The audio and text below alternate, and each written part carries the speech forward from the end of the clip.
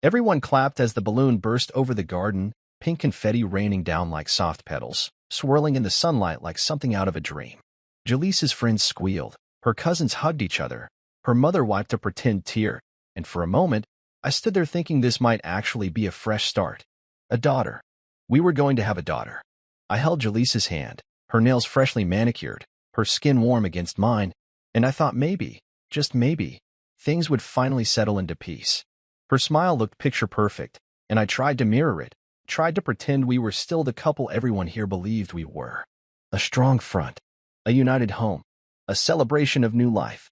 But just as I inhaled to say something, to thank everyone for coming, to acknowledge the tiny miracle we were expecting, she pulled her hand away from mine. Not gently, not warmly. Her fingers left like they were removing something rotten. She reached into the folds of her pastel dress and pulled out a white envelope. The kind that looked out of place in a garden celebration. She didn't say much, just handed it to me with that same saccharine smile, her voice dipped in honey and venom. "This is for you," she said, loud enough for the people near us to hear but quiet enough to still seem polite. A few people leaned in. I hesitated. I wish I hadn't opened it. I wish I had waited until everyone left, until we were alone. But some part of me, the part still trying to be respectful, decent, trusting, told me to read it right there, to treat it as if it couldn't possibly be what I feared. My fingers broke the seal. The paper was thick, high quality. The kind attorneys used. The kind Jaleesa's cousin, the smirking lawyer by the lemonade stand, probably helped draft. My eyes scanned the heading and everything in me went still. Divorce papers. Signed. Final. Filed 2 days ago. And now handed to me like a party favor, wrapped in betrayal and disguised as closure. The sound around me shifted. Gasps. A few, what? Someone dropped a drink. My mother stopped mid-laugh, eyes frozen wide, as if she couldn't process what she was seeing. Jaleesa's sister, Dana, laughed, like this was a game. A reality show moment she'd been waiting for. Jaleesa stood taller, more radiant somehow, like she had just claimed a throne instead of gutting the father of her unborn child in front of their entire social circle. But I didn't say anything right away. I didn't crumble. I didn't yell. I tucked the envelope into my pocket as if it were a receipt from brunch. I looked at her face, studied the curve of her smug mouth, the fire behind her eyes that told me this wasn't impulsive, this had been planned. She wanted the spectacle. She needed the shock. She believed she was the storm, the thunder, the reckoning. I let the silence build, let it stretch until even the children stopped playing near the pool, until the birds in the trees seemed to quiet in discomfort. Then I cleared my throat and turned slightly, my voice calm but strong. "Before we continue," I said, brushing invisible lint from my suit, "I have something to say too." The crowd leaned in, like they expected me to beg, to cry, to ask why. But I didn't do any of that. I wasn't here to play the wounded man. I was here to respond, not react. My gaze didn't leave Jaleesa's face. Her expression faltered for a flicker of a second, just a twitch near her temple. That was all I needed. That little crack. "Jaleesa, you really outdid yourself," I said softly, loud enough for those in front to hear. "The decorations. The food. The balloon, beautiful. You made today unforgettable." She tilted her head like she was bracing for a meltdown. But I didn't give her the satisfaction. "I just wonder," I continued, "was it necessary to ruin the moment for everyone else too? Or just me?" Whispers buzzed. Her uncle shifted uncomfortably in his chair. Someone near the cake table stepped back and pulled out their phone, no doubt recording now, hoping to catch a viral soundbite. My hand stayed casually in my pocket, fingers brushing the edge of the envelope she'd given me like it was nothing. But I felt it burning through the fabric. Jaleesa tried to maintain her posture. She gave a shrug and a quick smirk. "I didn't think you'd be surprised," she said, almost coy. "You always said you preferred honesty." "And I still do," I replied. "Which is why I'm glad you gave me this here, in front of everyone. Because now," I paused, letting my words land like quiet thunder. "Now there are witnesses." Her eyes narrowed. Not confusion, calculation. She was already working through what I might say next. She thought she had control of the room, of the story. But that was about to change. I turned slightly toward the gathered crowd. "I won't take much of your time," I said. "Just wanted to say how grateful I am to all of you for coming. And to Jaleesa, for reminding me publicly that not everyone who stands beside you actually stands with you." Someone in the crowd muttered, "Damn." Another voice said, "This just got real." Jaleesa tried to speak, but I held up a hand. Not aggressive, just firm. I'll let her have her moment today, I said. But trust me, mine is coming. Then I gave her a small, private smile. Not angry, not broken, just aware. Let her wonder what that meant. Let her guess. The pink confetti still clung to the grass and the folds of people's dresses. But it wasn't soft anymore. It felt like fallout, like shrapnel. And I just adjusted my sleeves, nodded to my mother, and turned to face the people I once thought were friends. I wasn't finished. I was just beginning. College feels like a blur now. Dusty textbooks, overpriced coffee, professors who either droned or inspired, and Julissa. Always Julissa. The first time I saw her, she was standing under the archway of the West Campus quad, arguing with a campus officer about a parking ticket she had no intention of paying. She had on a red coat that made her look like a flame against the gray day, and her voice was sharp, commanding, like she wasn't used to hearing the word no. I remember watching her and thinking, that woman walks like she owns the sidewalks.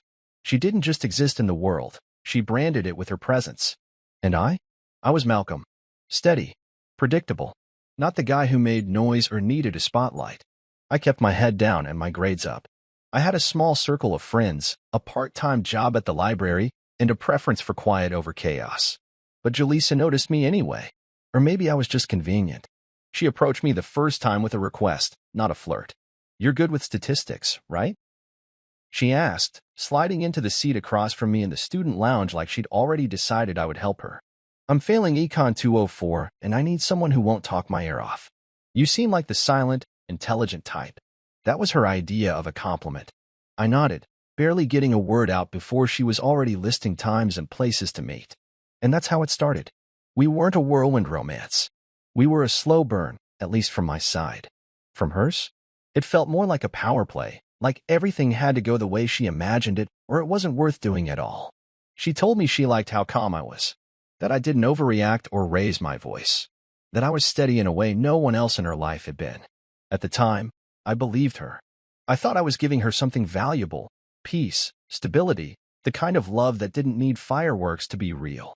We dated for 2 years before marriage came up. It wasn't a proposal, not in the traditional sense.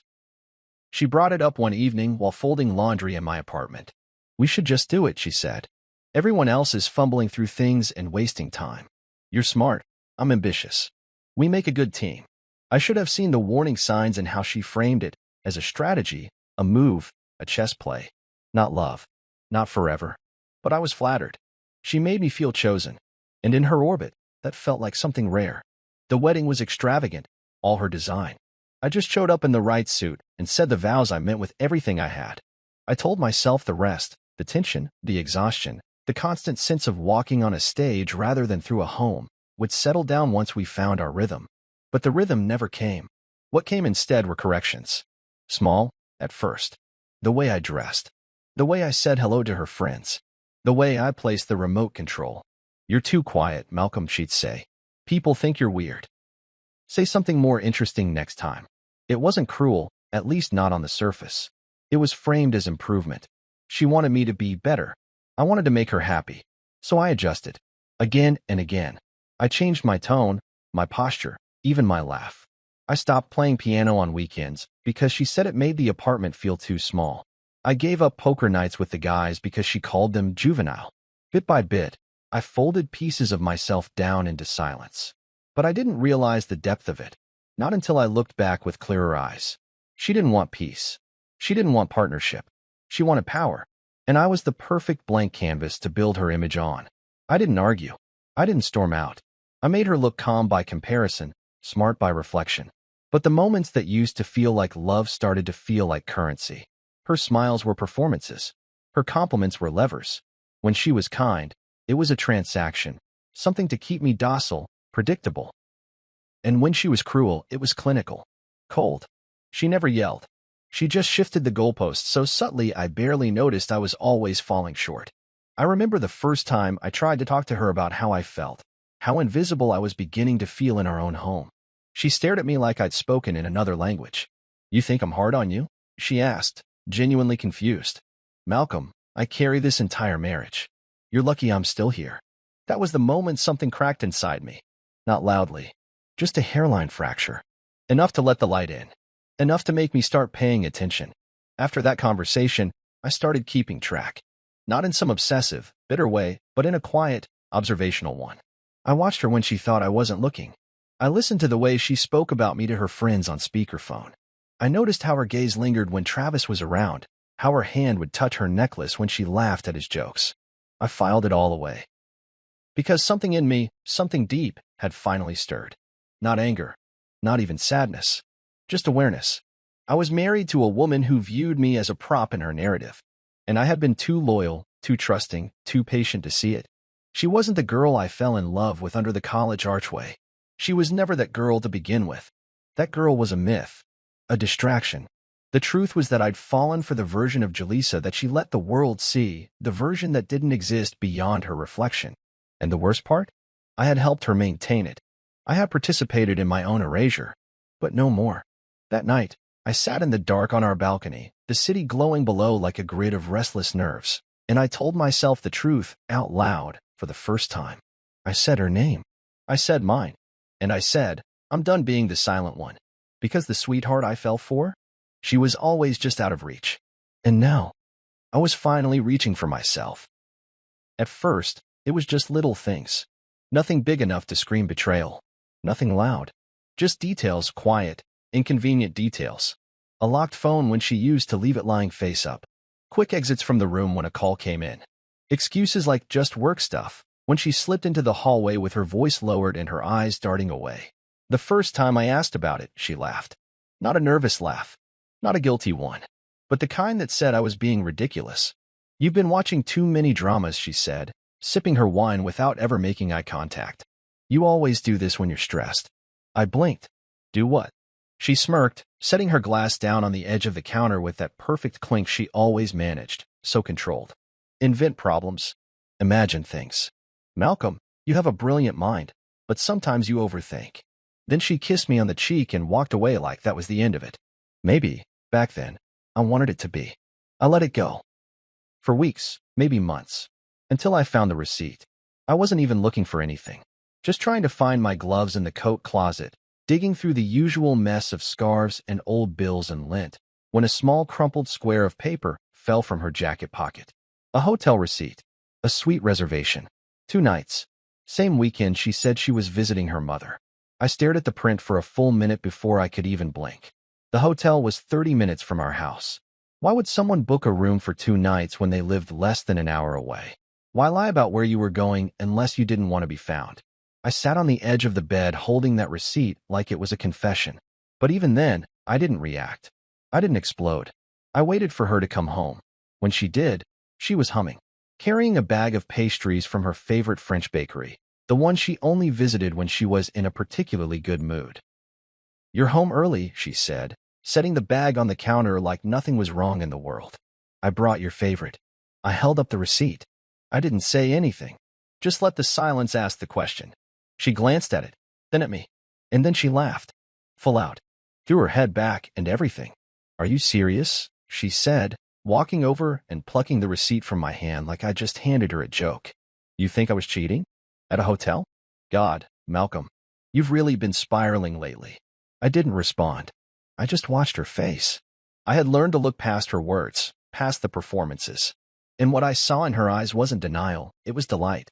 She wasn't shocked. She wasn't even trying to defend herself anymore. She was entertained. She liked watching me squirm. That night, I didn't sleep. She did, curled up beside me like nothing had happened, snoring softly. But I lay there staring at the ceiling, every moment from the past her crawling through my mind like broken glass. I remember the dinners she canceled last minute, the sudden wardrobe upgrades, the unfamiliar cologne I smelled on her scarf once, something spicy and bold, not the subtle lavender I wore. I remembered the night she came home tipsy, laughing to herself, and murmured, God, Travis is so damn funny, before realizing she'd said it out loud. Travis. Her coworker. The overly friendly one. The one who always slapped me on the back and called me Big M, like we were boys. The one who somehow always knew when I was out of town for work. I should have connected the dots then, but I didn't want to believe it. I didn't want to face what it would mean to accept that the woman I married had so easily slipped into someone else's bed and kept coming home to mine. Still, that laugh, when I confronted her, never left me. It echoed. It haunted me. It made something settle in my chest that I didn't have a name for at the time. Not rage. Not heartbreak. Something colder. Sharper. That's when I began watching. Closely. I took mental notes. Every glance. Every phone call. Every time her smile felt rehearsed. The signs were always there. I had just been too trusting, too committed, too hopeful to see them. Love does that to you. It blinds you in the worst ways. It paints over rot and calls it rough patches. But there was nothing rough about this. It was calculated. She was orchestrating something. And I finally stopped pretending otherwise. I didn't confront her again after that. Not directly. I needed more than suspicions. I needed something solid. Something undeniable. I wasn't going to cry in a corner while she laughed in private group chats with her lover. No, I was going to gather truth. Quietly. Completely. I wanted her to think I was still the same soft, oblivious husband. The one she could manage. The one she thought she outsmarted. So I played the part. I smiled. I made her tea. I listened to her talk about work and nodded when she mentioned Travis. I didn't flinch when she said she had late meetings. I even bought her favorite bottle of wine on a Thursday night and told her she deserved a break. She didn't suspect a thing, and that made it easier. The more I observed, the more obvious it became. Her text tone shifted when Travis messaged her. Her energy changed. She lit up like someone had flipped a switch. She started leaving her phone face down. She took it into the bathroom. Once, I heard her talking in the guest room late at night, laughing in a voice she hadn't used with me in months. I walked toward the door, but paused before opening it. I listened. She whispered, "He still has no idea," followed by a low chuckle. A man's voice answered back. Muffled, but unmistakably Travis. That was the moment I stopped asking questions. I didn't need to anymore. I knew. And now, I needed proof. That was the night I reached out to Shannon, my old college friend who now worked in cybersecurity. She'd helped me recover my mother's laptop once after a crash. Trusted. Brilliant. Discreet. I texted her a simple message. "I need help with Jaleesa's phone. It's important." She replied in seconds. "Send me what you have. I won't ask questions." That was the first time I felt peace in weeks. Because I wasn't walking blindly anymore. I was walking forward, towards something clearer. Jaleesa may have smiled like everything was perfect, but now I saw it.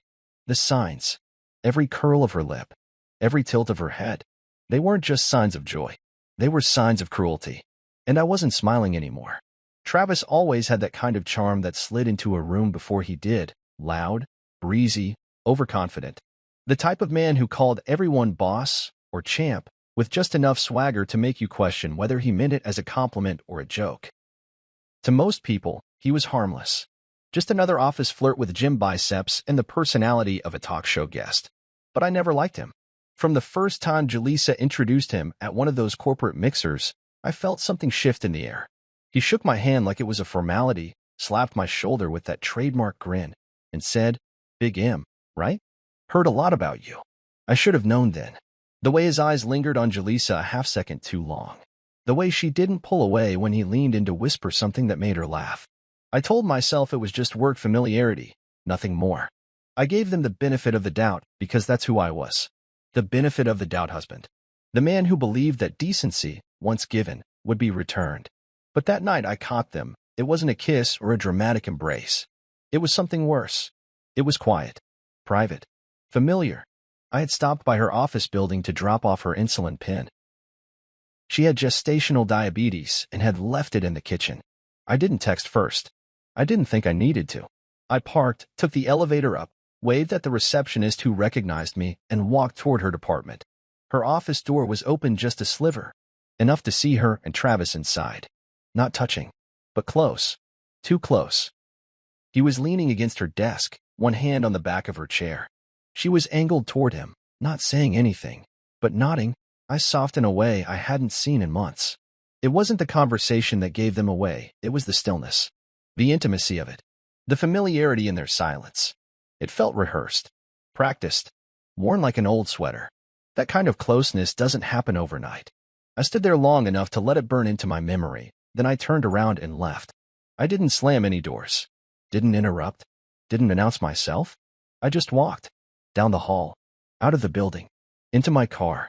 I drove around the block 3 times before going home. When she arrived 2 hours later, I was already in bed, pretending to be half asleep.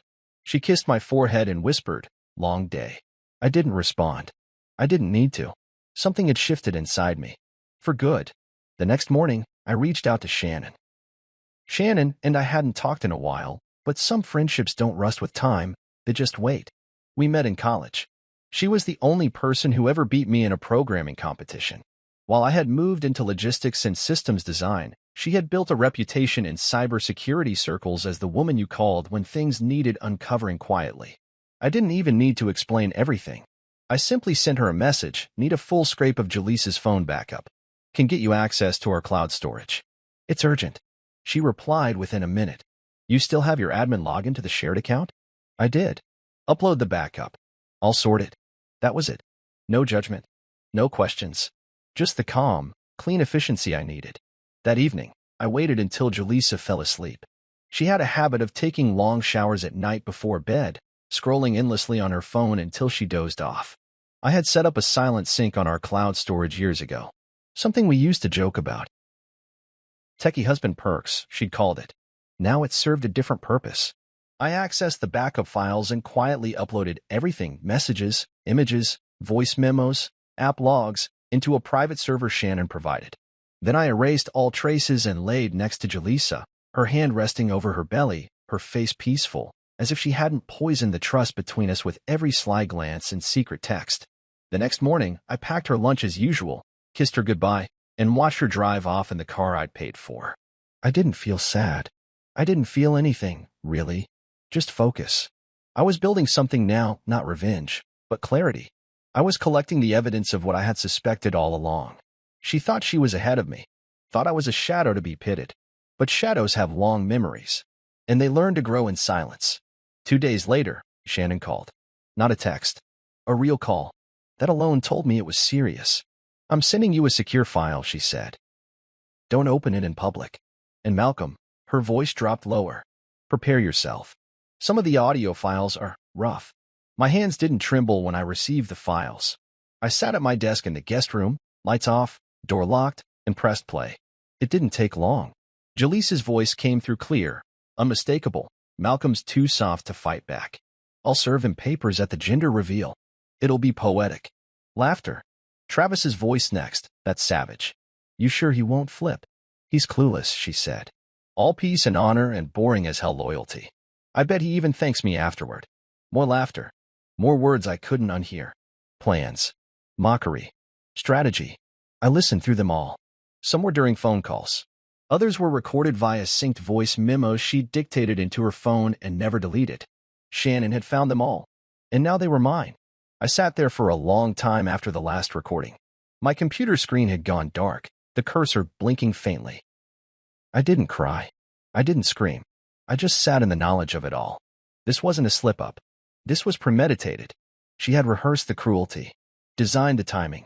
She wanted me publicly humiliated, broken in front of everyone we knew. And she'd enlisted Travis to be her cheerleader.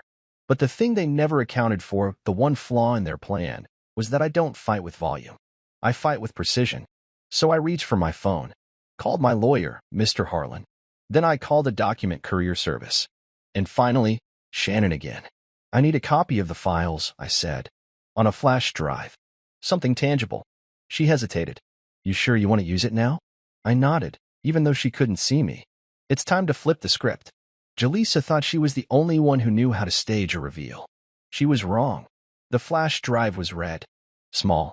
Almost insignificant in the palm of my hand. But it might as well have been dynamite.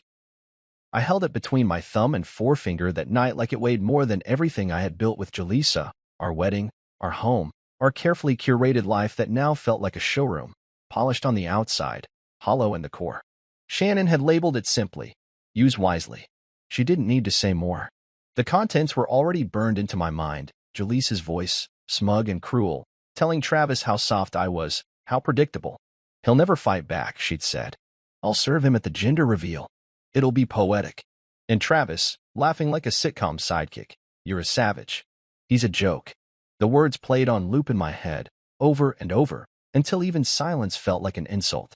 I sat in my office, the walls tight around me, gripping that flash drive with the kind of stillness that only rage can create, not the loud kind, not the cinematic kind, but the focused, meticulous kind. I didn't want revenge. Not exactly. I wanted exposure. I wanted everyone who had ever believed in her illusion to see it collapse in real time. I didn't sleep that night. I didn't even try. I reviewed the files again, photos of hotel check-ins, messages that bounced between romance and strategy like some twisted game, audio clips pulled from synced memos and cloud calls. Shannon had done more than dig, she had exhumed an entire double life. Jaleesa wasn't just unfaithful, she was methodical about it. Her plan wasn't rooted in impulse. It was a narrative, one she wanted to control, one she had been directing for months, if not longer. But now I had my own narrative. I had documents, voice recordings, screenshots. I had names, dates, patterns. I had the timeline down to the hour. And with that kind of clarity, there is no going back to pretending.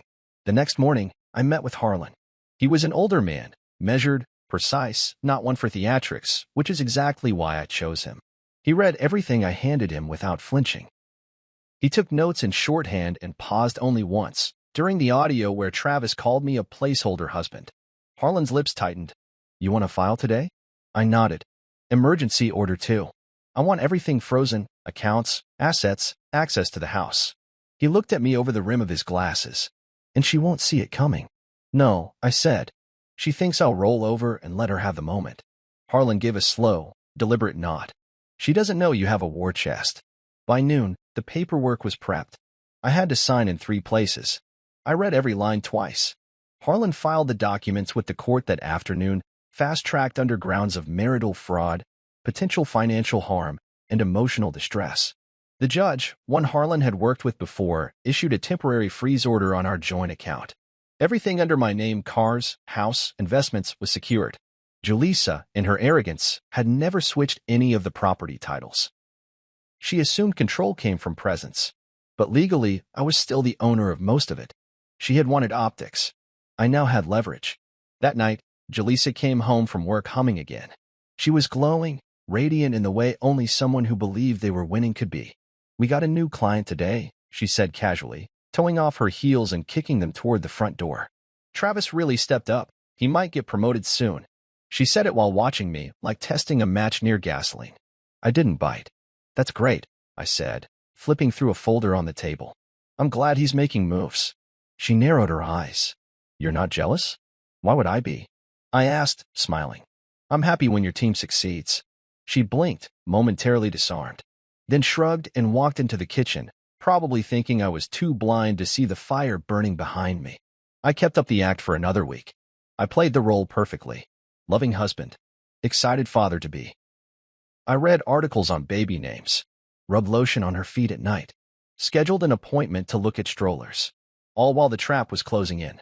I had the venue list for the gender reveal. I paid off the balloon decorator personally. I called in a photographer, someone discreet, someone I trusted. And I made sure every friend and family member on both sides got a special invitation, just as Jaleesa wanted. She thought she was setting the stage for her grand finale. She didn't know I was rewriting the script. She was careless during that week. She smiled wider, talked bolder, laughed louder on the phone when Travis called. Once, I heard her in the bathroom whisper, he's still clueless. We're on track. Then a soft giggle. Yes, I picked the envelope. It's perfect. Heavy paper. Real dramatic. She said it like she was planning a movie scene. I stood in the hallway, just out of sight, and memorized every word. She had made her betrayal a performance. And I would make her reckoning a truth show. On the night before the reveal, she wore a silk robe and stood in front of the mirror brushing her hair like we were a couple in love. You nervous? She asked. About tomorrow? I shook my head. Not even a little. She laughed and twirled, the fabric catching the light. It'll be beautiful. Everything's set. Even the balloon is timed. I looked at her reflection in the mirror. She looked so certain, so serene in her own deception. I leaned in and kissed her on the cheek. I know it will be, I said. You've worked so hard. And she had, just not on the part she thought. After she fell asleep, I packed my jacket carefully. Flash drive in one pocket. My own set of papers in another. One final envelope. One last truth. I looked at her one more time before turning off the light. There was no peace in me. But there was power. She had no idea what was coming. For 2 weeks, I became the man Jaleesa believed she had already defeated. I gave her everything she wanted to see: devotion without suspicion, compliance without protest, love without resistance. I let her believe she had broken me. Let her smirk over her coffee mug in the morning. Let her roll her eyes behind my back when I suggested names for the nursery. Do you like the name Eliana? I'd asked one evening, my tone as steady as the heartbeat of a man already miles ahead. It means God has answered. She laughed into her wine glass. Let's not pretend this was divine intervention, Malcolm. I smiled. Just enough. Not too much. I was careful to never tip my hand. Because every word from her mouth, every dismissive glance, every late-night whisper into Travis's voicemail only added fuel to a fire I had already pre-lit. And Jaleesa, in her pride, kept throwing gasoline on it. She thought I was stupid. That's the part that fascinated me the most. Not the cheating. Not even the plan to humiliate me publicly. But the sheer confidence that I was so spineless, so passive, so utterly incapable of retaliation that she didn't need to be careful. She said things to her friends on calls I could hear from the hallway, laughing. Travis is a real man. Malcolm's just scenery. You know? Like a prop in a Hallmark movie. All background. No heat. I memorized those lines. Word for word. Not because they hurt. No, the sting had long calcified. But because I needed the reminder of just how far she had gone. Not just in betrayal, but in contempt. While she paraded her lies, I moved in silence. First, the house. She didn't know that after the emergency filing, the judge had signed off on my exclusive residency. The deed had always been in my name, a leftover from when my parents passed and left me the property. Jaleesa never asked questions about paperwork, not when she thought appearances were all that mattered. While she was out one afternoon shopping for gender reveal centerpieces, I had the locks changed. Not right away, but I had the key codes updated and the override reset. It was ready, sitting like a loaded chamber. All I had to do was pull the trigger when the time came. Next, the accounts. She loved to spend. Spa days, designer shoes, overpriced candles with names like Tuscan Moonlight and Cashmere Drift. She never noticed the subtle decline in her card limits. Harlan and I had gone through every shared account and frozen access just enough to avoid suspicion. I set up a new trust under my name. I even moved my paychecks into a fresh business account under a holding company Shannon helped me build, quietly, legally, and well out of Jaleesa's reach. She had no idea the life she lived was already dissolving beneath her. The financial ground was gone. She just hadn't felt the fall yet. Then came the cars. She drove the newer one, silver, sleek, her favorite. But the registration and insurance? Still under my name. I retitled it through my firm, shifted ownership discreetly, and scheduled the repossession to occur after the reveal. A friend in vehicle logistics owed me a favor. Just have the truck ready, I told him. And don't call until I give the word. He laughed. She won't see it coming. Exactly, I said. That's the point. But it wasn't just logistics I was preparing. It was something deeper. I was preparing my expression, my tone, the exact timing of every revelation. I wanted her to stand on the stage she built and act out her part in front of everyone who used to praise her. I wanted her to feel the slow collapse, the unraveling of the script she had written with such arrogance. I even practiced what I'd say in the mirror some nights, holding the envelope she thought would gut me. Thanks, Jaleesa. I appreciate your honesty, I whispered to my reflection, watching how my eyes barely blinked. But I'd like to make an announcement too. I said it over and over until I could hear it in my sleep. Jaleesa, meanwhile, believed she was crafting the moment of her life. She called it the finale, once, during a FaceTime with her sister. He's going to cry, she said, grinning. Like, full breakdown. Then I'll give the speech and tell everyone it's still going to be a beautiful journey, just with me and the baby. Her sister laughed. You're cold. No, Jaleesa replied. I'm practical. Malcolm is dead weight. I'm just setting us both free in style. That was her favorite phrase lately. In style. Everything had to be picture perfect. Her dress was custom-made. Her hair trial was booked 3 days in advance. She even hired a drone photographer to capture the moment the balloon burst. The irony made my skin prickle. A drone. As if she was filming a fairy tale. As if she wasn't moments away from starring in a documentary about self-destruction. I didn't sleep much the night before. I laid in bed next to her while she scrolled Pinterest boards and picked out baby names she would never call. She showed me mock-ups of party layouts. Pink on this side, blue on that. I think we'll do mini cupcakes with colored icing. Cute, right? Perfect, I said, my voice smooth. Just what everyone will remember. She kissed my cheek and turned over. "Don't wear your wrinkly suit," she murmured. "This is a big day." I stared at the ceiling in the dark, not even blinking. "It's the biggest," I whispered. I checked the flash drive again before dawn. The files were intact. I placed it in a hidden pocket sewn into the inside lining of my coat. My own documents, sealed, signed, and finalized, were tucked beside it in a leather folder. Every page notarized. Every clause triple-checked. It wasn't about drama anymore. It was about precision and justice. Because people like Jaleesa thrive in chaos. They assume silence is weakness, that restraint is submission.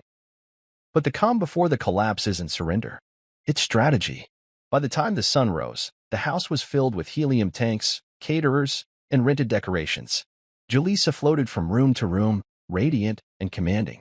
She wore pink pearls, how fitting, and hummed as she adjusted the photo wall. She didn't look at me once that morning. Not really. She was too busy imagining the finale. She thought she had written the ending, but she forgot one thing. The man she thought was soft had finally sharpened, and the curtain was about to rise. The backyard looked like something out of a lifestyle magazine. Streamers coiled from the trees in soft hues of pink and blue. Little signs pointed guests toward Team Girl and Team Boy tables, and a white linen-covered dessert stand displayed pastel macarons, cupcakes, and a two-tier cake topped with fondant baby shoes. There were giant flower arrangements, a rented champagne wall, and a massive balloon, the centerpiece, filled with colored confetti and hanging like a ripe fruit from a satin ribbon, waiting for the knife. I'd seen people spend less on their weddings. But Jaleesa wanted a spectacle, and I gave her no reason to think I wouldn't let her have it. She floated through the party like a duchess in a custom pink dress that hugged her figure in all the right ways. One hand always resting on her belly for the cameras, the other reaching for people with curated warmth. I watched her pose with her parents, laugh with friends, even stop to whisper something flirtatious to Travis while her hand lingered too long on his wrist. She didn't see me watching from across the lawn. She didn't know that I had positioned the photographer and videographer to capture more than just smiles and streamers. She didn't know that every guest had been strategically placed, that her favorite cousin had a wireless speaker in her handbag, or that the balloon would burst with far more than just confetti. Travis stood near the grill, wearing aviators and holding court with a few of the younger guys from Jaleesa's side of the family, clearly relishing the attention. He looked at me once, nodded like we were buddies, then turned back to his audience with a smug grin. I didn't return the nod. I didn't need to. He would understand later. All of it. Jaleesa called me over around noon. "Malcolm," she said, too sweet, too loud, waving me toward the patio where the countdown sign stood. "Come on, let's do this." People began gathering, laughter and anticipation filling the space between us. Phones went up. Faces turned. And she beamed. She was in her moment. The air was charged with exactly the kind of attention she craved, adoring, expectant, intoxicating. I walked toward her slowly, my steps measured, my expression unreadable. She didn't notice. She was too busy performing. When I reached her side, she took my hand like we were still the perfect couple, then turned toward the crowd. "Thank you all for coming," she said, her voice bright and clear. "This has been such a journey for us, and we're so excited to share this next step with our loved ones." Applause. Cheers. Travis clapped slowly, smirking. Her sister Dana wiped an exaggerated tear from the corner of her eye. And my mother, standing just beside the dessert table, looked between us with the kind of quiet worry only mothers can manage. She didn't know what was coming, but she knew me. Jaleesa gave a little flourish. "And now," she said, "the moment of truth. Will baby Grant," she paused to let the name land, "be a boy or girl?" She glanced at me, eyes glittering, and added, "Malcolm, would you do the honors?" Her voice held no warmth, just smug control. Like she was handing me the knife for the balloon the same way she had handed me the envelope, as a performance. A setup. I took the knife from her hand. The ribbon had been secured to a small hook in the archway she insisted we rent. I looked up at the balloon, big and glossy, ready to explode in soft pink or blue rain. And I paused. "Before we pop anything," I said, turning back to the crowd, "I think it's only fair that I acknowledge the incredible effort Jaleesa put into this day. She made this beautiful. She really did." More applause. She smiled wide, enjoying it. "But since this is such a meaningful event," I added, reaching into my pocket, "I think it's also the perfect time for something else." The white envelope came out slowly. Her smile faltered, just slightly. Not enough for most people to notice. But I saw it. I handed it back to her. "This is yours," I said calmly. "Thanks for giving it to me earlier." People started murmuring, heads tilted, curious. Julissa blinked. "What are you?" "Don't worry," I said. "I've read it. And since this seems to be the moment for public statements, I figured I'd share something too." I turned and walked a few feet toward the speaker system, pulled out the small Bluetooth remote, and tapped play. The air shifted. Her voice came through the speakers crisp and clear. "I'll serve him papers at the gender reveal. It'll be poetic." Gasps. Audible confusion. A few people turned toward Julissa, who now stood frozen, her fingers curled tightly around the edge of her dress. Then Travis's voice. "You're a savage. He's a joke." I turned back to face them. "In case you didn't recognize the voices," I said, my tone still level, "that was Julissa and Travis, planning how to ambush me with divorce papers in front of all of you." The silence was sudden and sharp. A champagne flute shattered somewhere behind me. My mother's hand went at her chest. Julissa looked like someone had knocked the wind out of her. I stepped closer to her. "You thought this would be your stage, your performance. But you forgot something, Julissa. I'm not the man you can script anymore." Her lips parted, but no words came out. I glanced past her to Travis, who looked pale even under his tan. His smirk had evaporated. "This isn't about humiliation," I said to the crowd. "It's about truth. It's about what happens when someone spends so long pretending to be better than the people who actually love them." I looked down at the knife still in my hand, then back at the balloon. "And now, since the baby deserves none of this, let's finish what we started." I cut the ribbon. The balloon burst in a cascade of pink. The crowd didn't cheer this time. No one clapped. The confetti floated down like feathers, soft and cruel. Julissa's eyes glistened. Maybe from rage. Maybe from regret. Or maybe from the dawning realization that everything she built was collapsing, and the man she thought would fall apart had just rewritten the ending. I stepped away and let the silence wrap around her. Because now, it was her turn to stand in it. I held the envelope up with 2 fingers like it was nothing more than a receipt, a mere formality, and looked Julissa straight in the eye. Her face was pale now, the color drained from her cheeks, but she was still trying to hold the posture of control. Still trying to stand tall in heels that had suddenly become too fragile for the moment. "Thanks, Julissa," I said, my voice steady but louder now, so the crowd didn't miss a word. "I appreciate your honesty, but I'd like to make an announcement too." That's all it took. One sentence. The shift in the air was immediate. The chatter died completely. A few people gasped. Others went still as statues, eyes darting between Julissa and me like we'd just turned the backyard into a courtroom. Even the kids, some chasing confetti just moments earlier, stood frozen like they could sense something had split the air open. I pulled out my phone. "Let's play something first." My thumb tapped the screen, and the speaker, still connected to the Bluetooth system, lit up. Her voice came through loud, sharp, clear. There was no static, no ambiguity. Just her. "I'll serve him papers at the party. He'll never see it coming." Gasps. Murmurs. A few hands covered mouths. My mother, who had just moments before been smiling through the announcement of her first granddaughter, clutched the edge of the table behind her for balance. I looked back at Julissa. Her lips moved, but nothing came out. No apology. No explanation. Her throat worked like she was swallowing air that no longer wanted her. I let the recording continue. Travis's voice followed. "You're a savage. He's a joke." Then laughter. Her laughter. People turned toward him now. He looked around like a man on trial, his posture shifting, his arms crossing tightly over his chest as if that could shield him from the heat of public scrutiny. I turned back to the crowd. "That's Travis, in case anyone didn't recognize him," I said, gesturing toward the grill where he stood, now utterly silent. "Julissa's coworker. Also the reason this marriage is over." A sharp gasp came from someone behind Julissa, her aunt, I think, and someone else muttered, "Oh my God." I watched as her sister Dana took a single step backward, as if physically separating herself from Julissa might keep her from sinking with the ship. Julissa looked at me then, truly looked at me, and I could see the cracks forming in real time. Her lip trembled. Her chin wobbled. But I wasn't finished. Not yet. "You thought today was about embarrassing me," I said, my voice calm, steady, but sharper now, deliberate. "You thought if you timed it right, dressed it up nicely, smiled wide enough for the cameras, you could make yourself the hero of this story." I took a slow breath. But you forgot one thing. I pay attention, and I don't forget. Travis tried to step forward then, his voice low, his hand half raised like he thought he could explain something, anything. Malcolm, look, man, you're taking this. I didn't even glance at him. I kept my eyes on Jaleesa. He's not the one I married, I said. You are. And you're the one who made a vow. In front of my family. In front of God.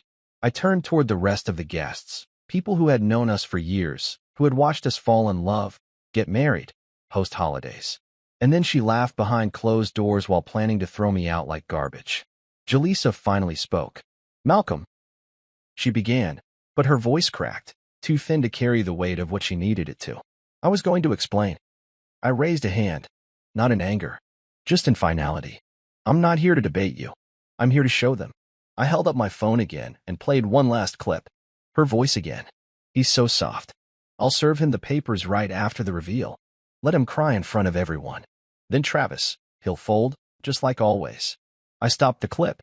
The silence after it was thick enough to choke on. I stepped forward, just close enough that she could hear the shift in my tone, not loud now, not performative. Just honest. You don't know me, Jaleesa, I said.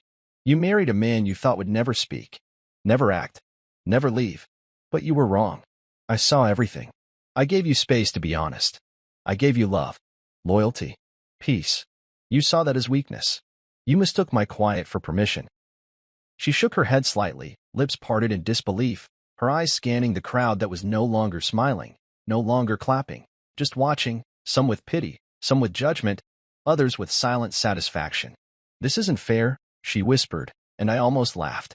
The irony of it, her crying unfair, while standing in the debris of her own sabotage. I didn't do this to hurt you, I said quietly. I did it so you'd stop thinking you could walk over people and leave the truth buried. Then I turned to the crowd one last time. You can all decide what you want to believe. But that recording didn't lie. And I'm not the man she thinks I am. With that, I reached into my inner coat pocket and pulled out a second envelope, heavier, thicker, the one I'd had notarized and finalized earlier that week. I held it up, then lowered it slowly and tucked it into the center of the dessert table beside the pink frosted cake. This one's mine, I said. We'll talk about it in a minute. Jaleesa's hand covered her mouth now, her shoulders shaking, mascara bleeding slightly beneath one eye. She looked around as if trying to find someone, anyone, to step in, to rescue her, to take her side. But no one moved. Even her mother, a woman who had once told me I was the kindest man she'd ever met, stood with her arms folded tightly, eyes narrowed with the sting of disappointment. I stepped back, gave her one last look, not with hatred, not even with vengeance. Just clarity. Then I turned and walked toward the edge of the patio where my mother stood, her hand gently reaching for mine. She didn't say anything. She didn't have to. I had said enough. And for the first time in a long time, my silence wasn't submission. It was closure. The air after the recording ended felt different. Not just heavy charged, like static before lightning. The crowd stayed in place, held by tension and disbelief, as if they were waiting for someone to yell, "Cut," and reveal it was all staged. But it wasn't. This was real. Her confession, their mockery, the truth, they had all just watched it unravel in front of a dessert table decorated with tiny pink booties and glittered letters spelling it's a girl. I let the silence stretch, let it fill the space Jaleesa once controlled. Her gaze had lowered now. Her lips were moving but no sound came out. For a woman who once held entire rooms with charm and manipulation, she suddenly couldn't string together a sentence. And then I reached into my coat again. "This is my envelope," I said, loud enough that everyone heard it, but without raising my voice. Calm, measured, like a man who'd planned this moment down to the breath. I held it high for a second, then slowly peeled the flap open, revealing the contents inside, papers with embossed seals and legal signatures that told an entirely different story than the one Jaleesa had written. "These," I said, stepping forward and placing the documents carefully on the table next to her untouched cupcakes, "are my own divorce filings. Signed, filed, finalized as of this morning." She looked up at that, really looked up, her eyes wide, stunned. That was the first hit. Not the recordings, not the public reveal, but this, the realization that she hadn't struck first after all, that the envelope she so proudly handed me was just a prop, because I had already beaten her to the finish line. "You served me a performance," I said. "I served you reality." She opened her mouth. "You can't." "I can." I said, cutting in cleanly. And I did. Filed under grounds of marital fraud, infidelity, and emotional abuse. Emergency orders were approved and enacted at 8:43 a.m. today. I pulled a copy of the judge's signed order from the folder and handed it directly to her. You'll find the joint accounts are no longer accessible under your name. All assets have been frozen or transferred. The house is legally mine. You have no claim to it. Not anymore. Someone in the crowd actually said, damn, under their breath. I didn't look to see who. Jaleesa was shaking now, not the angry, wild kind. The still kind. The kind of shaking that comes when someone realizes they are entirely, irrevocably out of control. Her eyes scanned the document as if it might start saying something different if she blinked fast enough. I didn't wait for her to catch up. I turned my attention to Travis. Oh, and Travis, I said, watching him stiffen from across the patio. The company car you've been driving? The one Jaleesa gave you as a team reward? That's registered to me. Title transfer went through last week. You'll be returning it on Monday morning. He stared at me like I'd slapped him. You, what? And one more thing, I added, as casually as if I were offering coffee. You might want to talk to your HR department. As of this morning, I own a controlling share in the company you both work for, purchased quietly through a holding group I've been building for the last 6 months. I shrugged. I guess while you were busy laughing at me, I was busy learning how to take what matters. Jaleesa's knees buckled slightly. She reached out and gripped the back of a chair to steady herself, and in that moment, the facade cracked completely. Her pink dress, the one she had chosen so carefully for her grand spectacle, now looked like a costume worn by a character who had forgotten her lines. Her audience was no longer clapping. They were watching in stunned silence, witnessing the downfall not of a marriage, but of an illusion. You can't do this, she whispered again. I gave you everything. I built our life. No, I said, stepping close enough for her to hear me and only me. You built a lie. I built the life. You were just standing in it. Her sister Dana stepped forward then, placing a hand on Jaleesa's shoulder, whispering something too soft to catch. Jaleesa didn't respond. Her body was there, but she looked hollow, like someone had removed her from her own story and replaced her with a reflection. She glanced at the balloon remnants still scattered on the grass, then at the faces turned away from her now. Friends who weren't smiling. Family who looked disappointed. Co-workers who wouldn't make eye contact. It was all unraveling, and there was no one left to cheer her through it. I picked up the final page from the folder and handed it to her personally. You'll need to vacate the house by Friday, I said. I've arranged temporary housing for you until you get your affairs in order. I'm not cruel, Jaleesa, but I am done. She looked at the page, looked at me. Then something in her finally broke.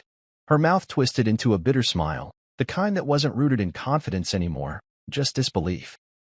You were never this smart, she said, her voice small. You were never this cold. I was never this tired, I replied. But betrayal wakes a man up. The silence after that felt like a closing curtain, one that didn't need applause. I turned back to the guests and gave a soft nod. Thank you all for coming. There's plenty of food and drinks. Enjoy the afternoon. As for me, I'm heading home. And just like that, I walked away. Not with rage. Not with theatrics. Just with truth. And the kind of peace that only comes after you've burned down what needed to die. Everyone was still. No music. No laughter. Just the soft flutter of confetti still drifting across the lawn like the remnants of a celebration that never belonged to us. Jaleesa stood center stage in the chaos she created, surrounded by her carefully arranged decorations, now reduced to props in a story she no longer controlled. Her fingers clenched the divorce papers I'd handed her, her gaze bouncing between the crowd and me like she was searching for a way to crawl back into the illusion. But I was done with illusions. You thought you'd humiliate me, I said, stepping closer, not loud, but with enough clarity that everyone heard. You thought this would be the day you handed me a narrative I couldn't come back from. I took a breath, felt the weight in my chest lift with each word. You handed me papers. I handed you truth. Her eyes were glassy now, her mouth parted, her voice lost. I didn't expect an apology. I didn't need one. The silence from her told me more than any words ever could. But here's one more thing you never expected, I said. I reached into my coat one final time and drew out the last envelope. Not a legal file. Not a recording. Something heavier. Something permanent. I didn't plan to say this here.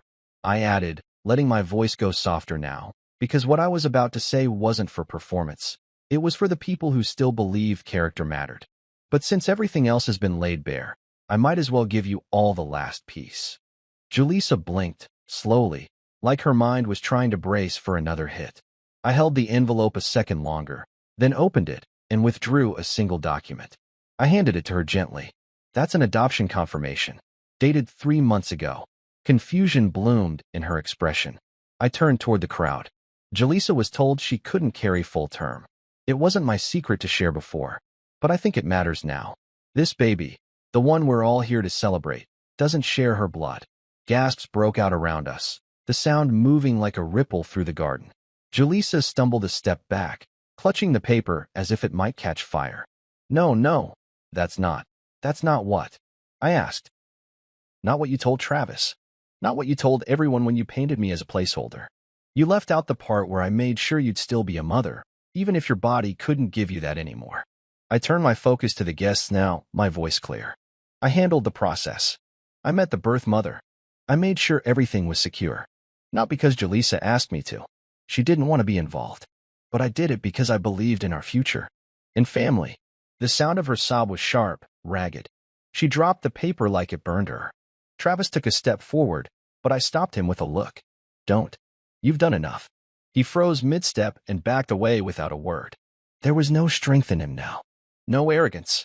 Just a man who realized he had hitched himself to a story with no hero. I looked around one final time, my gaze landing on the faces of people who'd celebrated with us in better times. Neighbors, cousins, college friends, all of them standing in the shattered remnants of a party they thought was about joy. I'm sorry this is how it had to unfold, I said. I didn't want to ruin this day, but the truth was never going to stay buried. And Jaleesa knew that. She just hoped no one would look for it. I turned away after that. My steps were calm, slow, and deliberate. I didn't flinch at the silence, didn't linger for reactions. This wasn't about revenge. This wasn't about drama. This was about letting the truth finally breathe.